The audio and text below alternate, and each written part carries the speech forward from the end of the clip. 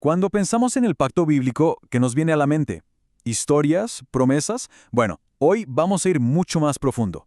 Vamos a analizarlo como lo que realmente es, un plano arquitectónico, un documento legal, con cláusulas, condiciones y consecuencias súper precisas. Y esa es la gran pregunta que va a guiar todo nuestro estudio. ¿Cuál es ese plano? Vamos a investigar el diseño divino metiéndonos en sus componentes fundamentales, tal como fueron entregados. Así que, ¡empecemos! Aquí tenemos nuestra hoja de ruta. Vamos a empezar con el fundamento, la arquitectura del pacto. Luego, sus cláusulas de tiempo y señal. Después, el tipo de servicio, el autorizado contra el ajeno. El lugar, santuario versus lugar alto. El nombre de la salvación y, para cerrar, el principio que lo une todo, un mismo estatuto. Muy bien, vamos con el primer punto, la arquitectura del pacto. Y como en cualquier buena construcción, hay que empezar por la base, por entender bien el fundamento. La palabra clave, la que sostiene todo el edificio, es esta, Berit. Y es crucial entender que Berit no es una simple promesa, para nada. Es un término 100% legal. Pensemos en un contrato, una relación vinculante, con compromisos, con señales visibles y, ojo, con consecuencias legales muy claras si no se cumple. Y aquí la cosa se pone fascinante. El contexto histórico nos revela algo increíble. Los eruditos han descubierto que la estructura del Pacto del Sinaí es prácticamente idéntica a los tratados de soberanía de los hititas de esa época. ¿Qué nos dice esto?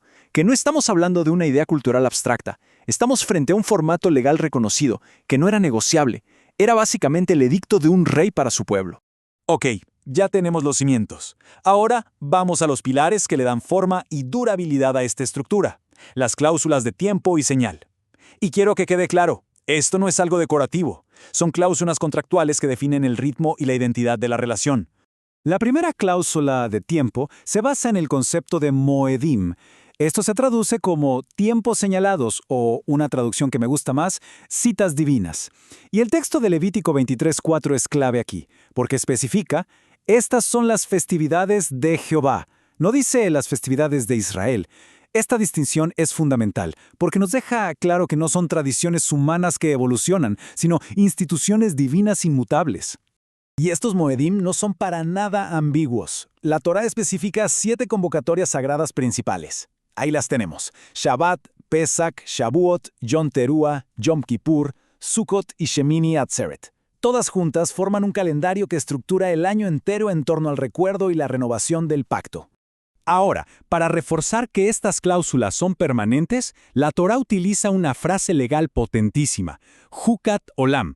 Hukat es un decreto inmutable, algo que no se puede cambiar, y Olam se refiere a la perpetuidad.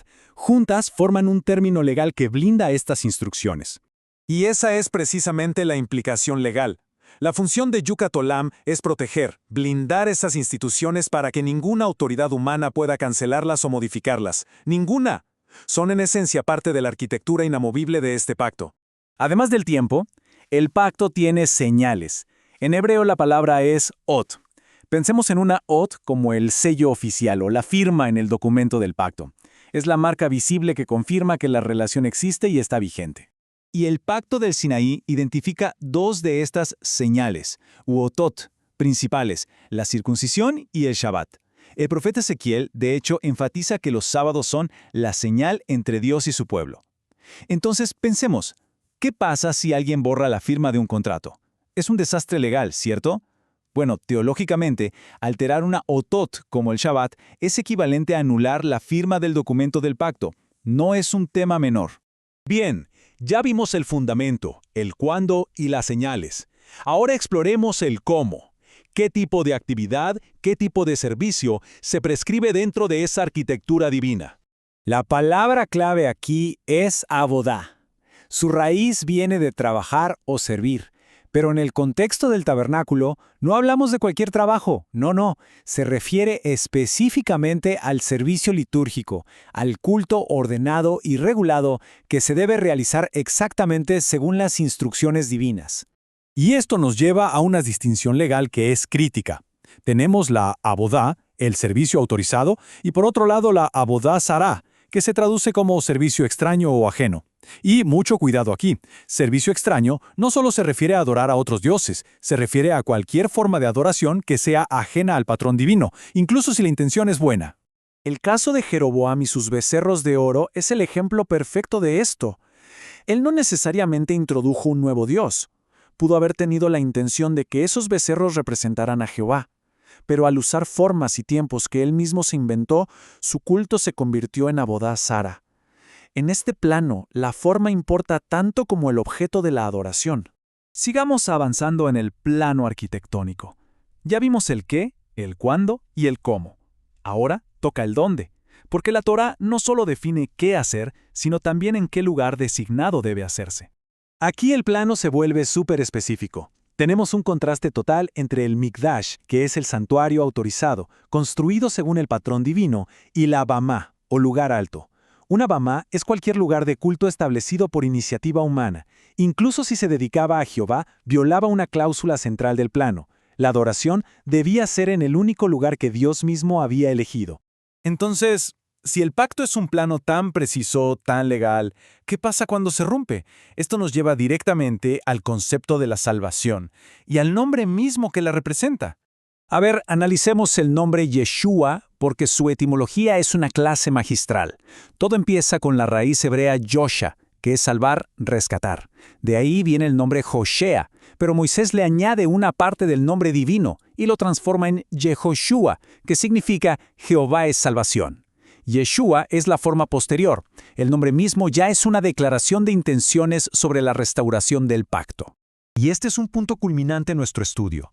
La Yeshua, la salvación, no implica demoler el pacto y sus planos.